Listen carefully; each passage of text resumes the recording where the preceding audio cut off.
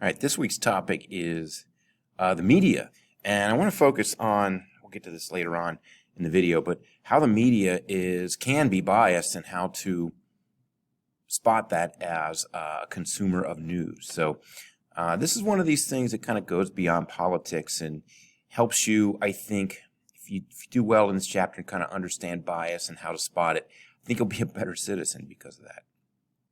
Okay, so let's look at, first of all, what is media? Okay, media is any type of information organization. Okay, so the internet is probably the most, you guys probably use the internet as your way to consume media, to watch video, Netflix, YouTube, to get information, to read the news and so forth. Okay? But there's also, of course, newspapers, which are dying. Less people are subscribing to newspapers, and newspapers have moved to the web. They become news sites. You got television, magazines. Again, magazines are dying out. It's like newspapers. People are getting more of that information online. And the radio. And out of all of these that I just mentioned, radio is the most widely used, still the most widely used form of media. Okay? Now, the internet, okay? The internet has been, if you want to look at politics, the internet has been beneficial to politicians. It's a way for them to get an unfiltered message out to the public. And what I mean by unfiltered is they make the content. They don't have to rely on a news source to interpret that content and tell the people, this is what we think it means. Social media, YouTube, those kind of things help politicians get the word directly out to voters and to supporters and so forth in an unfiltered way. So the first, I know Donald Trump gets a lot of credit for using the media, especially Twitter, which he was a master at that. But the president that really started to use the internet to his advantage was Barack Obama. He used MySpace, and he was the first one to use Facebook. I know MySpace isn't around. Well, actually, I think it is around still. But Facebook is a much, much bigger social media platform. And what he did was, when he was running for office, he used those forms of media. He would use Facebook. And once he got elected, he then invited those friends over to his quote unquote, non running for office, unquote, internet presence. Okay. And they got links to, to his videos. They got, invitations to his campaign events and so forth. He advertised on websites when he was running for office. He did that after he became president as well. And then, of course, Trump took it to a whole new level, using social media basically as his own news source. This is where, instead of the news saying, well, let's look at what he said, it was this is what Trump said on Twitter today. And that got a lot of attention. Okay, now the internet, as you know it, is you guys use it widely. It's been around since you've been alive. I remember when it was invented in about 93, 94 is when the World Wide Web started to. 1993, 1994 is when the World Wide Web started to become used. But I mean, let's just look at some statistics. These are amazing, and these statistics are amazing because the internet reaches all around the world. If you want a radio station, if you run a radio station, that signal will dissipate after a while. Your audience is regional. Same with television. Newspapers can be delivered across the country, but by the time, if you live in California and you want to get the Cincinnati newspaper, by the time you get it, it's old news. It's a day, maybe two days old at that point. So the internet is instant. The internet has no boundaries. The internet reaches everybody in the world as long as they have a connection to the internet. So let's go over some statistics here. YouTube. 300 hours of video is uploaded to YouTube every minute. That is amazing. More than 1 billion unique visits to YouTube each month. Over 6 billion hours of video are watched each month on YouTube. If you, right now, as a 16, 17-year-old said, I am going to spend the rest of my life watching every YouTube video ever, you would die before you get to probably about half of them. That's how many videos there are on YouTube. And that's a powerful way to get, for a politician, to get a message across. People can make videos in support of candidates and put them on YouTube as well. The internet in late 2019 had 4.3 billion users. That's over half of the population of the world. The world population is 7.6 billion. So nearly half of the people, over half the people in the world have internet access. Google averages 3 billion searches a day. The number of people in China who use the internet is double the population, 640 million, is double the population of the entire United States. China, and I know South Korea does this as well, has treatment camps for people who suffer from internet addiction. I remember reading stories a couple of years ago of gaming is unbelievably popular in South Korea, and there have been a couple of South Koreans that have died from gaming, if you can believe that. They're so involved in the games that they're playing that they don't eat and they don't drink, and they end up dying. Yeah, that's an addiction right there. Video streaming, whether that's YouTube or Netflix, that's responsible for over 60% of traffic on the web. And the average internet user spends 6 hours and 43 minutes online every day. It used to be when I was younger, people watched 4 hours, 5 hours of television, and our parents were worried. Oh my gosh, are their minds turning to mashed potatoes because they're watching so much television?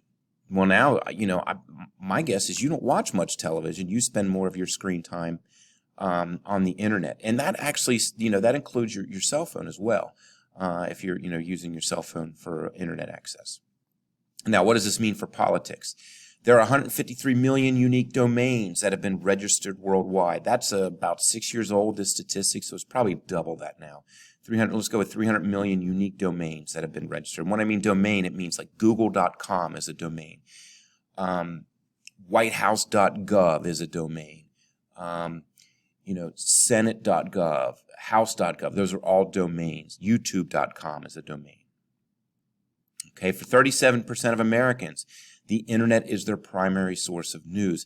This is why the latter part of this lesson of this week is figuring out what is biased, and figuring out what is real news and what is sensationalized or perhaps made up. Okay, Politico.com is a big website that's used for. It was the first one that I can remember that was a domain that was specifically tailored and focused on politics. Okay, so you can use the internet to communicate with volunteers, contributors, and voters in your campaign. So the internet, just like everything else in life, the internet has revolutionized politics as well. Okay, now let's look at television. Most people in the U.S. watch some kind of TV news every day. Now, when you say television news, that's actually, turning on a television and watching CNN, Fox News, the local news, whatever, okay? That doesn't count going on the internet and watching, ABC Evening News, 3 hours after it's broadcast. You can do that now. Okay, so this is going to seem like a strange concept to you because in your entire lifetime, there's been 24-hour news. When I was younger, when I was your age, there wasn't 24-hour news. There were two news programs. There was the local news at 6 o'clock, and then there was the national news at 6:30. And you watched it either on ABC, CBS, or NBC. That was it. Now, the first station to do this was CNN. CNN was the first television station to focus on 24-hour news. And the critics, when CNN came about in the 80s, the critics said, no way, there's not enough news to figure, to cover 24 hours. They're going to run out of, after a couple hours, they're going to run out of things to talk about. Well, turns out those critics were wrong. And not only do we have CNN, but we got Fox News and then MSNBC. Now, these stations have a political slant. Okay, Fox News has a conservative slant. And I'll show you a statistic later on that shows that conservative-leaning, attentive public, people that follow politics, most of them watch Fox News. People that have a liberal viewpoint tend to watch MSNBC. CNN is moderate. They're in the middle. Although I would argue they kind of lean left, but they are at least considered compared to Fox News and MSNBC, they are in the middle. Okay, voters rely on TV commercials for information about candidates on issues and less on news coverage. These advertisements are placed on television during the campaign season. They're placed on internet sites during the campaign season. And I'm going to tell you, as my advice to you is not to watch these because they are unbelievably biased, of course, because they're political ads, but also there's a lot of half-truths in these ads. So don't just pay attention around election season. If you want to be a good citizen, you'll pay attention during non-election season. What's going on now in politics, okay? And again, my advice is to use different sites, conservative, liberal, and moderate sites, to make up your mind on those issues. Okay? What was important about television? Television added a visual dimension. Okay?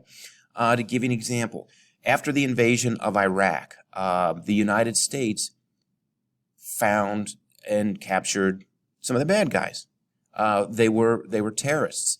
They were part of the Saddam Hussein regime. Saddam Hussein used to be the ruler of Iraq, and he was a brutal dictator. He was often compared to Hitler.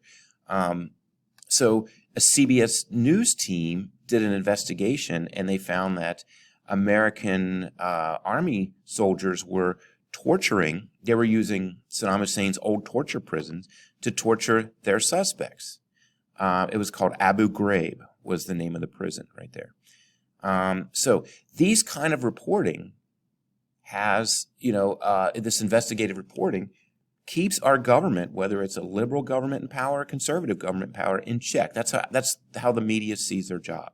Okay, but the visual aspect was, look at the picture here. This is a Iraqi detainee, and you can see that they are going to be shocked, literally shocked with electricity. This is the stuff that was going on. And it's one thing to hear about something or read it, but when it's presented to you in a visual image, I don't know about you, but if it's presented to me in a visual image, it's way more dramatic than just the words. Okay, radio newspapers. Radio, this is what I was talking about before, reaches more U.S. households than television. It's the most widely used form of media. And then candidates use radio to what they call micro-target particular audiences. For instance, the radio station WLW. Conservatives tend to listen to WLW. Well, if you're a liberal running for office, you're probably not going to advertise on WLW. You might find another radio station to advertise on. Okay, so micro-targeting means you're targeting a specific demographic. And a lot of senior citizens conservative senior citizens listen to WLW radio. So if you want to reach conservatives 65 and older with your political advertisements or your regular advertisements, you would then advertise that information on a station like WLW. Okay, newspapers. Newspaper daily circulation has been dramatically declining. There are some cities that don't have a newspaper anymore. San Francisco is one of them. San Francisco, a large city in the United States, doesn't have a daily newspaper. The newspapers, and when I say newspapers, I actually mean news that's printed on paper.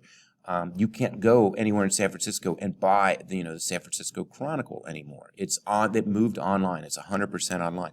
That's why newspaper circulation has been declining. Okay, why wait for the newspaper to be delivered to your house, or why go up to United Dairy Farmers (UDF) and buy a newspaper when you can just go online and get the news instantaneously? But as far as newspapers go, the largest circulating newspaper is the USA Today, which is that's printed and sold throughout the entire United States.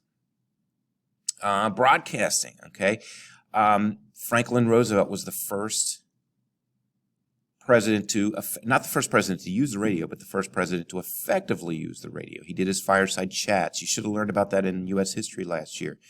It was a way for him, kind of like Trump using Twitter, it's a way for him to bypass the networks and speak directly to the American people. So I guess radio was the Twitter of its time. So like I said, Franklin Roosevelt used his fireside chats to speak directly to the American people. And he spoke to them as they were, like in his living room.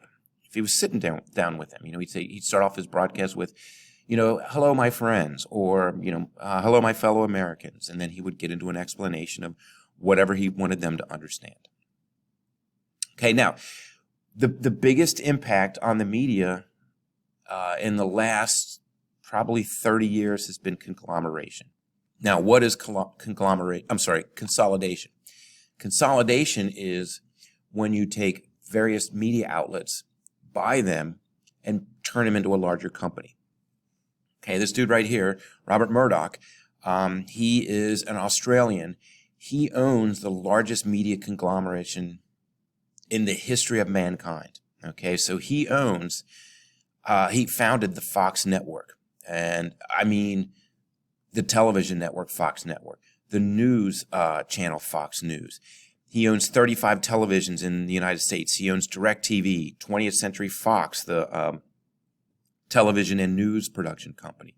HarperCollins Publishers, those are magazines. And TV Guide, which is the largest circulating magazine in the United States. So he looked at media and said, and he became a billionaire. He's a billionaire. I can use this. I can buy these up, and I can make billions and billions of dollars off of it. So that is, as far as like the news media goes, that has an impact on the news media because news stations aren't really independent. It used to be a long time ago that television and radio stations lost money reporting the news. They weren't making any money off of it. They felt like they were doing a public service to their listeners. We're going to help inform you on what's going on. And they made money off of other programs that they put on their other radio and television stations. Okay? Fox comes along, Rupert Murdoch comes along and turns it into a business. He said, I think the news can make money. And he wasn't an originator in that. Actually, CNN, a guy named Ted Turner that started CNN, was the first one really to turn news into a profit-making venture. Murdoch said, I can do that. And he took Ted Turner and did him one, several times bigger. Instead of making millions off of it, he made billions. And boy, you don't want to tick off the boss when you're doing this news media coverage. You gotta focus on what the boss wants, because if the boss doesn't like what you're reporting, the boss will fire you. Okay, that's newer, I should say, to media. So this is why I want you guys to take caution when you see news and read stuff on the internet and so forth. What you want to have, I'm not trying to make you cynical, but what you want to have in the back of your mind is, what is this website that's reporting this? Do they have a motive to get you to believe a certain viewpoint? All right, now, as far as regulating the media, how does the government regulate media? Okay, in many countries, the government controls the media. Right now in Myanmar, which is a country in Southeast Asia, they had a democracy for the last 20 years. That democracy is drying up. And one of the first things that the guy that's trying to become the dictator of Myanmar has done is taken control of radio and television stations. Any independent stations, they suddenly lose their license to broadcast. This happens in Russia. Putin has done this in Russia. There really is no independent media in Russia. It's the state-run news, meaning that if you want to get news that maybe criticizes the government or takes a critical look at the government, you're not going to get that in Russia, because those news outlets don't exist. In the United States, we have an independent media. These independent media, though, are licensed by the Federal Communications Commission. Okay, they oversee. The FCC oversees television and radio licensing. So you can't just broadcast a radio station. You got to get a license to do that. Okay, same with television. Same with cable news or a cable station. You got to get permission from the FCC to do that. Now, what the FCC is not allowed to do is to say, well, we're going to license this station because, right now there's a liberal slant in government. Biden and the Democrats are in charge of the government. They're not going to all of a sudden say, well, we're going to pull the license of Fox News because they're a conservative news channel and they're critical of the Biden administration. Okay. They can't do that. That's illegal in the United States. Okay. So even though you get a license to broadcast, and the reason they do that is so, we've got Channel 5 here in Cincinnati. You can't put a Channel 6 together because if you make a Channel 6, it's going to interfere. I don't know the physics behind it, but it's going to interfere with Channel 5 and make Channel 5 harder to broadcast because of the wave spectrum. Okay, so that's why they license those television stations and radio stations. So there's not electronic interference between them. It's not based on content. Okay, as far as I know, there has never been a television or radio station in the United States whose license has been pulled because of the content they're broadcasting, unless it's what's considered obscene, and that's the content that the FCC regulates. Okay, if it's regular over-the-air free broadcast TV, there's certain words you're not allowed to say. You can't drop the F-bomb on a show that's broadcast between 8 and 8:30 on CBS. The FCC regulates that, and if they happen to do that, they'll be fined by the FCC. So that's the only kind of content that they regulate. They want to make sure that certain things and actions and words are not broadcast on regular television. Now, as far as cable and things like Netflix and Hulu and all that, that's a different story. Okay, now let's get into bias. What is bias? Okay, bias is a way of presenting facts that makes the reader or the listener or the watcher moves them towards a certain viewpoint. Okay, now there are some things that are written specifically with bias in mind. If you go to an editorial section of a website or a newspaper, editorials are meant to have a slant. Politically, especially politically. It's somebody's opinion, of course, that's bias. But what about a quote-unquote regular news story, just an informational news story? Can it be biased? Well, yes and no. Now, here are some examples of bias. You may have heard this term before, spin.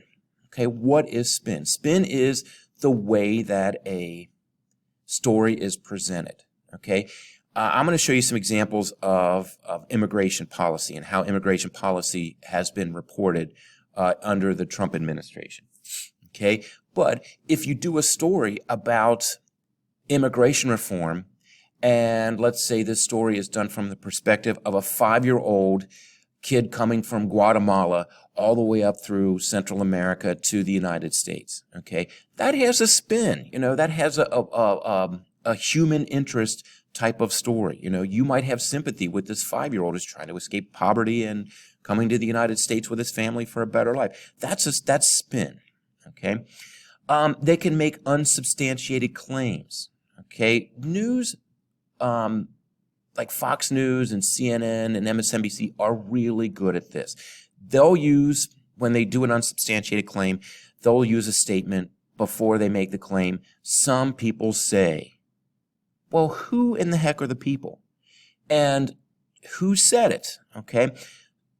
It works better. A story works better if it has a source and it has a name source. Sometimes opinion statements can be presented as facts. I'll show you that in these bias examples. Sensationalism or emotionalism in a story. Instead of just reporting the facts, it's a story that brings a tear to your eye. Because there's some kind of sensationalism or emotionalism involved in it. I'll give you an example. I fell for this a couple of years ago. I was on, I think it was MSN.com, and there was a headline. They do this all the time on the internet. And they make these headlines that you think, oh my gosh, I got to read this. Well, this headline was, I can remember reading this word for word. It said, parents want to give their 5-year-old pot, marijuana. And I was like, okay, I'm clicking on this one. It was sensationalism. I clicked on it because I had this picture of this 5-year-old with a blunt sticking out of his mouth with their parents, lighten it up for him. But it turns out this kid has epilepsy, he has seizures, and they wanted to give him a marijuana pill, a prescription, in a state where it was illegal to get a marijuana prescription. I was kind of disappointed with the story, but the sensationalism in the headline worked on me. There can be a certain slant in the story. It is presented from a conservative viewpoint or a liberal viewpoint or a socialist viewpoint. It can have flawed logic. Beware of web stories or news stories that tell you at the end how you should think, okay? Because a lot of times they use flawed logic, okay, to reach those conclusions. Bias by omission. They can admit let's say a reporter's researching a story. They can omit part of their research, and maybe they did an interview on somebody who had an opposite viewpoint of the thing that they were reporting, whatever that is. I can't think of an example right now. But they choose not to publish that part of the interview or that interview at all. That's omitting part of the story. Okay, that's some bias. And there's bias by placement. Let's look at Fox News and MSNBC, and let's see what's at the top of their page. This is bias by placement. Nearly half of Trump voters say they won't get vaccinated. Oh, I got my ad blocker on. Okay, that's what they think is important. Okay. Here's Fox News. They have a conservative viewpoint, okay? Senator caught on hot mic telling cabinet secretary that Dems will most likely jam through more spending, okay? So death of partisanship. So by placing it at the top of the page, that's the first thing you see. Newspapers have done this since they've been in existence. They make a really big headline, okay? So that is placement bias. Now let's look at some specific bias examples, okay? This is a guide. And then let's look at this travel ban, okay? There are 3 slants here. This is a conservative slant. This is 3 news sources that represent conservative, centrist, and liberal stories on President Trump's travel ban. The travel ban was 7 predominantly Muslim countries. Folks were banned for 90 days from coming into the United States. Okay, let's look at the conservative story here real fast, okay? Everything said about Trump Muslims ban is a lie, including that it's a Muslim ban. Okay, this is often said by journalists who are in America because of immigration policies that discriminated on the basis of religion. So if you read this story, it basically supports the travel ban. Okay, now the other story is a liberal one. The liberals, MSNBC story. Travel ban makes America less safe. That right there is, I got my ad blocker in the way here, but if you just read this part, Trump travel ban makes America less safe, that's a biased headline. Ex-top security state officials say. So these are people that used to be in the Obama and Clinton administrations. They're saying it makes us less safe. So that is a liberal slant. Now, PBS, the station you probably never ever watch or listen to, look at their story, the legal arguments for and against Trump's immigration ban. This is the stuff you want to read, okay, because this presents both sides, kind of like what I've been trying to do in our Constitutional Debate Wednesdays. Both sides. Familiarize yourself with both sides of an issue. Then make up your own mind. Don't let the people reporting the story, the conservatives or the liberals, make up your mind for you. Now, you certainly want to read these, okay, but hopefully you'll be able to recognize the bias and say, yeah, okay, I don't necessarily want to follow this, word for word. Now, this is what I was talking about before, that if you look at who watches what types of news. I'm gonna look at the most extreme example. Fox News here. Look at over 50% of their viewing audience are Democrats, okay? They know that. So their stories that they present, I'm sorry, I have that wrong, are Republicans. So Republicans tend to be conservative. So their stories that they present on their channel are going to have a conservative slant. MSNBC, most of their viewers are Democrat. Okay, so they're going to do the opposite. They're going to present a liberal view. CNN has a more balanced approach. So the question of whether the media is biased, if you're a Republican, you're going to watch MSNBC and you're going to say, oh my gosh, this is unbelievably biased. They do not present the conservative viewpoint at all. If you're watching Fox News and you're a liberal or a Democrat, you're going to say, good Lord, this is biased, because they don't present the liberal viewpoint. It is biased, but we have so many different news outlets that you can find one that tailors to your viewpoint, if you know what your viewpoint is. And I would also say, you know, if you're if you feel like you're a conservative, watch MSNBC. If you're a liberal, watch Fox News or read these things just to know what the other side is saying. Okay? Don't just focus on one viewpoint. Okay, now, how does the media present bias? Okay, so what I showed you before, that list, these are two of the things you can add to your list: issue framing and agenda setting. Okay, the easier one is agenda setting. Okay, so like I said, what appears at the top of a web page, a news web page? They're setting the agenda. They're saying this is what's important. If you watch CNN News at the top of the hour, this is their top story. They're making a judgment about what their top story is. That's setting the agenda. Okay, if a news site or a station or a program decides to spend 10 minutes on a story, that's agenda setting. Then there's issue framing. Okay, that's setting the context to frame the issue. They're interpreting the facts. Okay, be aware of these kind of stories because they're telling you how you should believe. Okay, so that is, I don't think that that's the job of the media. I think it's your job to recognize this if you're a media consumer, and then say, it's not going to influence me. Okay.